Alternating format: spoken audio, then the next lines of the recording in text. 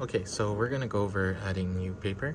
Um, it's a best practice to add new paper through Fiery, because if you add it through the screen here on the production printer, it might not show up on Fiery, or it probably won't show up on Fiery. So you would go to Fiery and then you would click on Paper Catalog.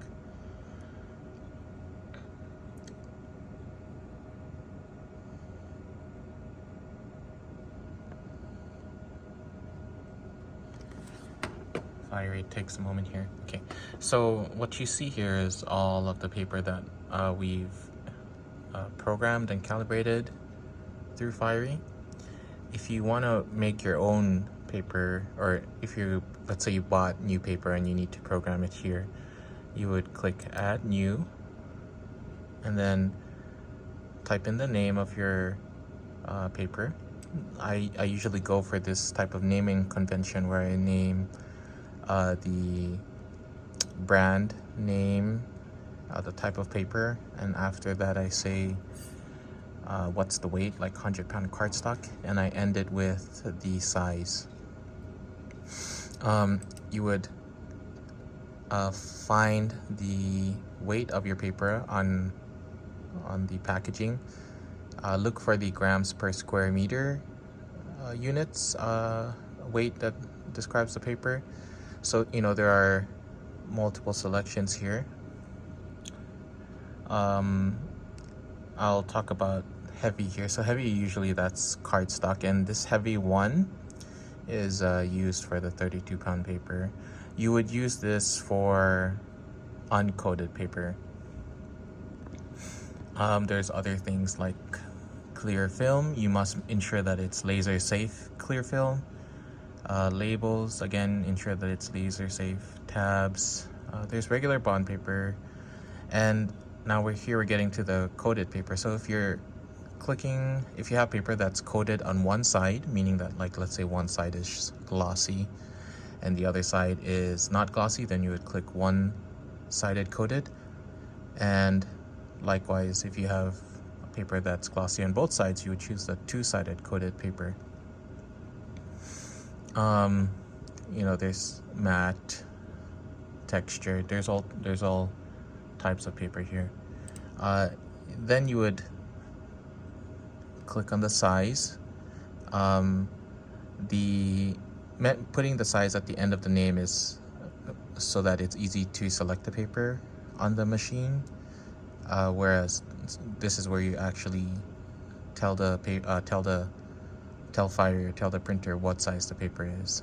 And there are also color profiles for the paper that you choose. Usually you can leave it as server default, but you can also experiment with these. So you would press OK. In this case, I'm going to hit cancel because I don't have paper to program right now. You would then put the paper. You then put the paper in the paper trays by loosening these knobs up. These are only meant to be hand tightened, and you pinch this and you can it's hard to do one hand, but I think it's also at the maximum width. But you would pinch this blue tab and adjust it as you see fit, and likewise for the length here. In this case, it's as big as it can get, and then you would just hand tighten these again and close this guy up. Now, after you've done that, you would hit status, paper, and in this case, this was tray 4. So you would hit tray 4, and you would first set the paper by hitting paper setting, tray 4, set. And this displays all of the paper, but if you only wanted to see the paper that we programmed, you would hit custom. And now we find the paper, and you see 13 by 19. This helps me with finding the paper by putting the name, the size in the name, but you can still see the size here. So then you would click OK and hit OK again and hit close. If this is your first time loading in this paper, you need to do some minor adjustments. So you'd click on tray 4 or wherever your paper was loaded, and you would hit paper type management settings. Then you would hit details edit, and you would specify the weight. Notice that when we were on here, this gave us a range of grams per square meter. In this case, you can see here that this is 80 to 90, and likewise for all the other selections. So you would get specific on this screen here by going to the basis weight and hitting change and adjusting your numbers. Hit OK. Then the next thing you would do is go here to adjust image position.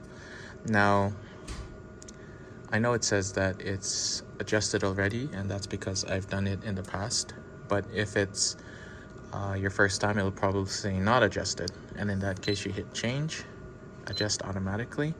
And for the sake of this training, I'll just do 1, but 5 is usually a good number. And then tray 4 and hit start printing. So it goes through the sensing unit, which is V, and this is what does that registration, the front and back registration.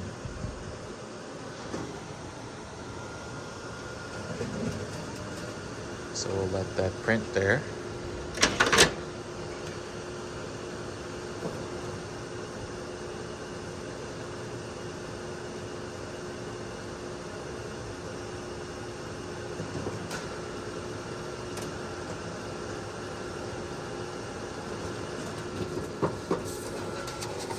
Okay, now that that's done, so after you hit adjust automatically, you would hit use scanner, and just 1 is okay for this guy, and hit next. So this is how we would verify whether or not the front and the back of the paper is aligned.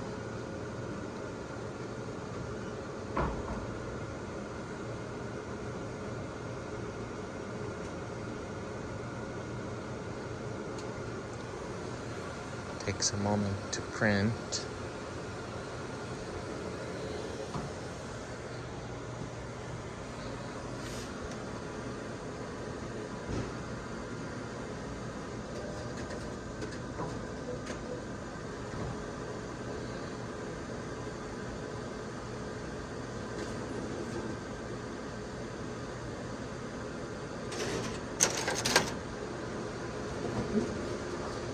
There we go.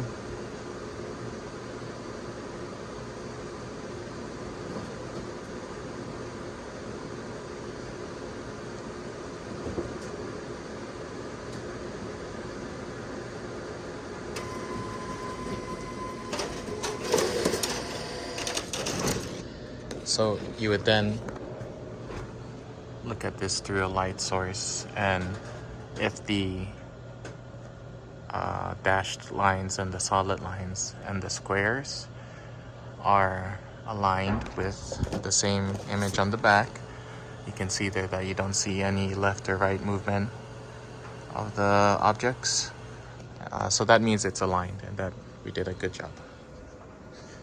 Now you can go back here and hit cancel and close. Now, even though it is adjusted, it can lose its calibration or registration. So you would want to do this if you notice that your double-sided